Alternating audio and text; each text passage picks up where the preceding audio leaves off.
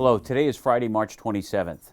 I'm Chief L.J. Fusaro and I'm reporting to you from the Groton Emergency Operations Center. I want to give you a little update about what's going on and to let you know we just completed a unified command meeting where several stakeholders from within the town, both in town government, our respective fire services, as well as representatives from Groton Long Point, were on our Zoom meeting. We're trying to practice social distancing just like we're asking you to do, so we did it remotely. We had a few folks here in the EOC, but the bulk of the people that joined us were at their office space or at their homes where they reported in. Some of the things that are going on right now is we're trying to maintain a good op tempo for our folks. And what I mean by that is to keep them engaged, but also not to have them flooding into the EOC. We're getting a lot of information from a bunch of different sources, so we're trying to pass that on to other folks, and we want to include you in that as well. I want to offer a few reminders. First, maintain that social distance. We've been hearing it all over the place. Wash your hands.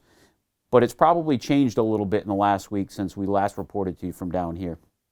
The governor yesterday issued an executive order, and that was Executive Order 7N. And basically what that says is it's to limit gatherings to 5 people or less.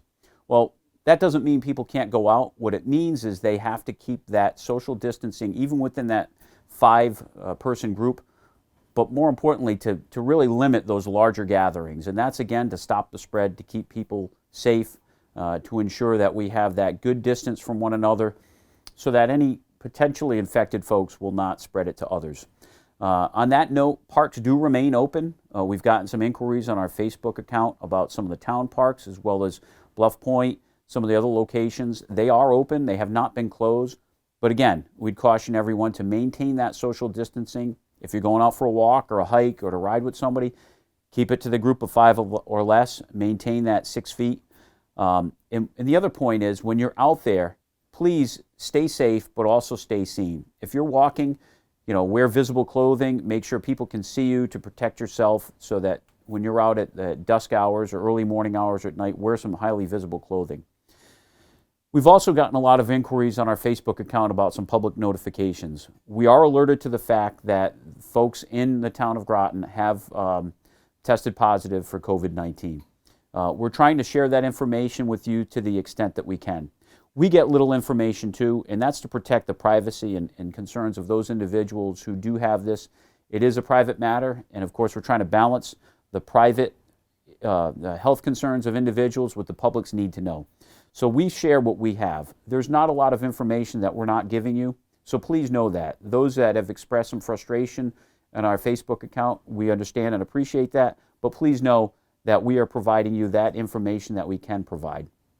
On that note, our public safety partners are also getting information, and that's done when they're dispatched. We have what's called a computer-aided dispatch. We're able to input information, so on those locations where public safety officials may have to respond, they'll be alerted on their way there that someone could potentially have COVID-19. But just like we expressed to them, we're expressing to you, if you treat people as though they may have this and there could be exposure, then use those precautions that we've been encouraging, which is the social distancing, to be careful what you touch, wash your hands, wash the things around you. On that note also, the police department has instituted a new protocol as far as our responses. One of our key features of this department and one of our key goals is to have a community-oriented policing posture. And that means we interact with the public, that we go to a lot of functions, that we do things that we think are helpful to our community to put our best foot forward, but will also provide services that you need. We've curtailed that right now. Our response protocol is really for life safety issues and for our officers to respond to those things that they're obligated by law or safety to respond to. We're doing that right now, but some of the things that we've done in the past, we've really decreased. And you can see on our website now and also on the town website as well as our Facebook site that we have an online reporting format. So if you fill out the online format, an officer will respond to you within 3 business days, probably sooner than that, but you're able to report things through that mechanism. The officer may need some additional information, some additional facts, if you have photographs, things of that nature, but that officer, when they interact with you, will ask for those items as well. If it's something that requires immediate police presence, if it's a crime of violence, if it's a life safety issue, if it's some immediate hazard, our officers will respond, and they have been responding. So 911 for an emergency is still there. please call 911. But if it's something like a larceny or a minor crime, a petty theft, things of that nature, those are items that we may be handling online through that format. I'd also caution everybody to be aware of the scams that are out there. We're seeing a lot of them. These times bring out the best in people, and we're seeing that from so many people in society, our healthcare workers, our first responders, all the folks that are doing things to help their neighbors. But we're also seeing some folks that prey on communities in this time of need.